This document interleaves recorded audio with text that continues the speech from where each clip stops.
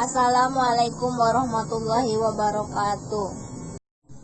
Nama Kiki Bella Aldia, NIM 1911330055, kelas MD 3B. Saya akan menjelaskan kembali materi yang bertema analisis lingkungan eksternal umum. A. Pengertian lingkungan eksternal. Lingkungan eksternal adalah faktor-faktor luar atau ekstern yang dapat mempengaruhi pilihan arah dan tindakan suatu perusahaan, serta mempengaruhi struktur organisasi dan proses internalnya. Lingkungan eksternal merupakan faktor penting yang perlu dikaji dalam penentuan pengambilan suatu keputusan. Pengenalan dan pemahaman tentang berbagai kondisi serta dampaknya menjadi hal mutlak yang harus ditelaah lebih lanjut. Terdapat sejumlah faktor eksternal yang mempengaruhi pilihan perusahaan mengenai arah dan tindakan, yang pada akhirnya juga mempengaruhi struktur organisasi dan proses internalnya. Faktor-faktor ini yang membentuk lingkungan eksternal dapat dibagi menjadi 3 subkategori yang saling terkait. Yang pertama, faktor-faktor dalam lingkungan jauh. Kedua, faktor-faktor dalam lingkungan industri. Dan yang ketiga, faktor-faktor dalam lingkungan operasi. Lingkungan eksternal merupakan faktor penting yang perlu dikaji dalam penentuan pengambilan suatu keputusan. Pengenalan dan pemahaman tentang berbagai kondisi serta dampaknya menjadi hal mutlak yang harus ditelaah lebih lanjut, dikarenakan oleh beberapa hal diantaranya: A. Jumlah dari faktor yang berpengaruh tidak konstan, melainkan selalu berubah-ubah. B. Intensitas dampaknya beraneka ragam. Dan yang C. Faktor tersebut bisa menjadi suatu kejutan yang tidak dapat diperhitungkan sebelumnya, betapapun cermatnya analisis SWOT yang dilakukan. D. Kondisi eksternal yang berada di luar kemampuan organisasi untuk mengendalikannya. B. Analisis lingkungan eksternal. Analisis lingkungan eksternal bertujuan untuk mengetahui ancaman dan peluang. Ancaman di sini diartikan sebagai suatu kondisi dalam lingkungan umum yang dapat menghambat usaha-usaha perusahaan untuk mencapai daya saing strategis. Sedangkan peluang adalah kondisi dalam lingkungan umum yang dapat membantu perusahaan mencapai daya saing strategis. Proses yang dilakukan secara kontinu untuk melakukan analisis lingkungan eksternal adalah dengan melakukan pemindaian atau scanning, pengawasan atau monitoring, peramalan atau forecasting, dan penilaian atau assessing. C. Audit eksternal. Tujuan audit eksternal adalah untuk mengembangkan daftar yang terbatas tentang peluang yang dapat memberi manfaat dan ancaman yang harus dihindari, seperti dijelaskan oleh istilah terbatas. Audit eksternal tidak ditujukan untuk mengembangkan daftar yang sangat panjang tentang semua faktor yang mungkin mempengaruhi suatu bisnis. Sebaliknya, ia ditujukan untuk mengidentifikasi variabel kunci yang menawarkan respon yang dapat dijalankan. Perusahaan harus dapat merespon secara agresif atau defensif terhadap faktor-faktor tersebut dengan memformulasikan strategi yang diambil keuntungan dari peluang eksternal atau meminimalkan pengaruh dari ancaman potensial. Proses menjalankan audit eksternal harus melibatkan sebanyak mungkin manajer dan karyawan. Keterlibatan dalam proses manajemen strategis akan menghasilkan pemahaman dan komitmen dari anggota organisasi. Untuk menjalankan audit eksternal, perusahaan harus mendapat informasi tentang pesaing dan informasi tentang tren ekonomi, sosial, budaya, demografi, lingkungan, politik, pemerintah, hukum, dan teknologi. D. Jenis lingkungan eksternal. Lingkungan eksternal dapat dibagi menjadi 3 subkategori yang berkaitan, yaitu faktor-faktor dalam lingkungan jauh atau umum, faktor-faktor dalam lingkungan industri, dan faktor-faktor dalam lingkungan operasional. Dalam makalah ini, khusus hanya membahas lingkungan jauh atau umum. A. Lingkungan jauh. Lingkungan jauh terdiri dari faktor-faktor yang bersumber dari luar, dan biasanya tidak berhubungan dengan situasi operasional suatu perusahaan tertentu. Lingkungan ini memberi peluang, ancaman, dan kendala bagi perusahaan, tetapi satu perusahaan jarang sekali mempunyai pengaruh berarti terhadap lingkungan ini. Sebagai contoh, bila ekonomi lesu dan proyek konstruksi menurun, seorang kontraktor kemungkinan besar akan mengalami penurunan usaha. Tetapi kesuksesan seorang kontraktor dalam merangsang kegiatan konstruksi lokal tidak akan mampu mengangkat bisnis konstruksi secara keseluruhan.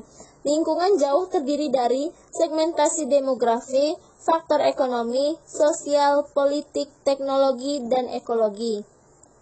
1. Segmentasi demografi. Segmentasi demografi adalah mendekati dan membagi pasar ke dalam kelompok-kelompok sejenis berdasarkan variabel demografi atau kependudukan, seperti usia, gender, jumlah anggota dalam rumah tangga, family life cycle, pekerjaan, pendidikan, agama, suku, pendapatan, dan kebangsaan.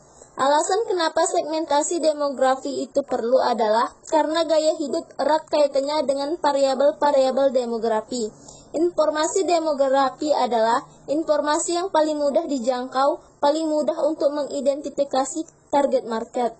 Informasi demografi memberikan insight tentang tren yang sedang terjadi.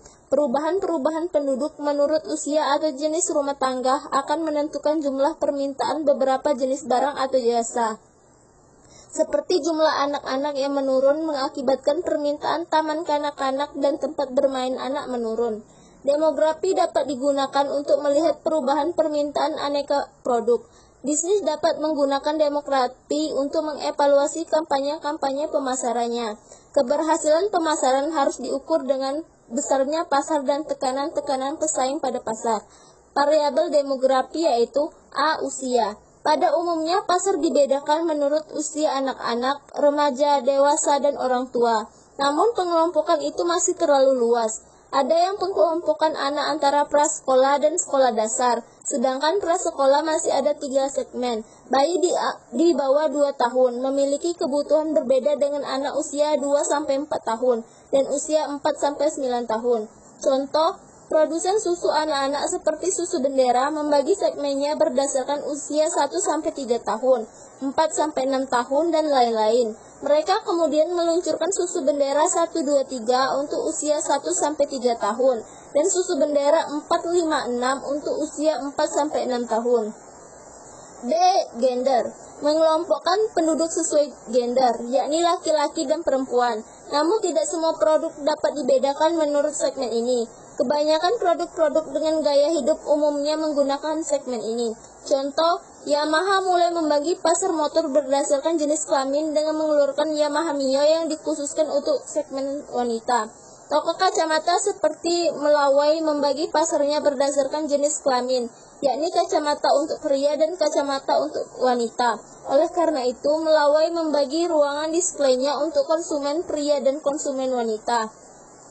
C. Ukuran keluarga. Segmentasi ini dapat dilakukan dengan membeda-bedakan pasar menurut besarnya anggota keluarga.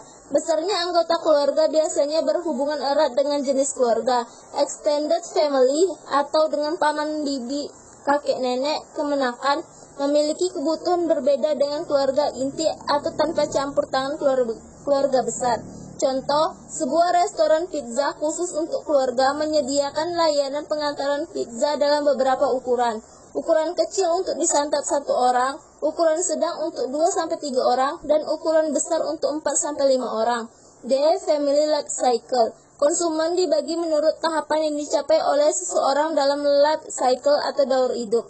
Daur hidup keluarga dari belum menikah, baru menikah, tapi belum mempunyai anak, menikah dengan usia balita sampai keluarga kepompong atau sudah ditinggalkan oleh anak-anak. Pada setiap tahap akan memiliki kebutuhan yang berbeda. Contoh, keluarga muda yang baru menikah banyak mengkonsentrasikan diri untuk pembelian alat-alat rumah tangga yang baru, seperti perlengkapan kamar, dapur, perabotan rumah tangga, lainnya. Keluarga yang memiliki anak-anak usia sekolah akan banyak menghabiskan anggarannya untuk pendidikan anak. Pekerjaan. Konsumen yang memiliki jenis pekerjaan tertentu umumnya mengkonsumsi barang-barang tertentu juga yang berbeda dengan jenis pekerjaan lainnya. F. Agama. Mengelompokkan pasar berdasarkan agama yang dianut oleh masing-masing individu. Segmentasi berdasarkan agama tertentu tidak dapat dilakukan terhadap setiap jenis produk, dan cara ini umumnya sangat sensitif dan memerlukan keseriusan dalam menjalin hubungan dengan konsumennya. G. Pendapatan. Membagi pasar sesuai dengan tingkat pendapatan, seperti di bawah 500.000 sebulan, 500.000 sampai 1 juta, 1 juta sampai 2 juta, lebih dari 2 juta, dan lain-lain. Suku dan kebangsaan. Segmentasi ini dilakukan sepanjang suku-suku itu memiliki perbedaan yang mencolok dalam hal kebiasaan-kebiasaan dan kebutuhan bila dibandingkan dengan suku-suku lainnya. Pendidikan. Pada masing-masing tingkat pendidikan, kebutuhan dan penggunaan barang oleh konsumen berbeda-beda. Benda produk yang digunakan berfungsi sebagai penunjang bagi pendidikan mereka. 2. Faktor ekonomi. Faktor ekonomi dari negara atau tempat kita melakukan bisnis menjadi faktor yang sangat penting. Faktor ekonomi berkaitan dengan sifat dan arah sistem ekonomi tempat suatu perusahaan beroperasi. Karena pola konsumsi dipengaruhi oleh kesejahteraan relatif berbagai segmen pasar. Dalam perencanaan strateginya, setiap perusahaan harus mempertimbangkan kecenderungan ekonomi di segmen-segmen yang mempengaruhi industrinya, baik di tingkat nasional maupun internasional. Suku bunga primer, laju inflasi, serta kecenderungan pertumbuhan PNB merupakan faktor-faktor ekonomi lain yang harus pula dipertimbangkan. 3. Faktor sosial. Faktor sosial yang mempengaruhi suatu perusahaan adalah kepercayaan, nilai, sikap, opini, dan gaya hidup orang-orang di lingkungan ekstern perusahaan yang berkembang dari pengaruh kultural, ekologi, demografi, agama, pendidikan, dan etnik. 4. Faktor politik. Arah dan stabilitas faktor-faktor politik merupakan pertimbangan penting bagi para manajer dalam merumuskan strategi perusahaan. Faktor-faktor politik menentukan parameter legal dan regulasi yang membatasi operasi perusahaan. 5. Faktor teknologi. Untuk menghindari keusangan dan mendorong inovasi, perusahaan harus mewaspadai perubahan teknologi yang mungkin mempengaruhi industrinya. Adaptasi teknologi yang kreatif dapat membuka peluang terciptanya produk baru, penyempurnaan produk yang sudah ada, atau penyempurnaan dalam teknik produksi dan pemasaran. 6. Faktor ekologi. Istilah ekologi mengacu pada hubungan antara manusia dan makhluk hidup lainnya dengan udara, tanah, dan air yang mendukung kehidupan mereka. Itu saja yang dapat saya sampaikan. Wassalamualaikum warahmatullahi wabarakatuh.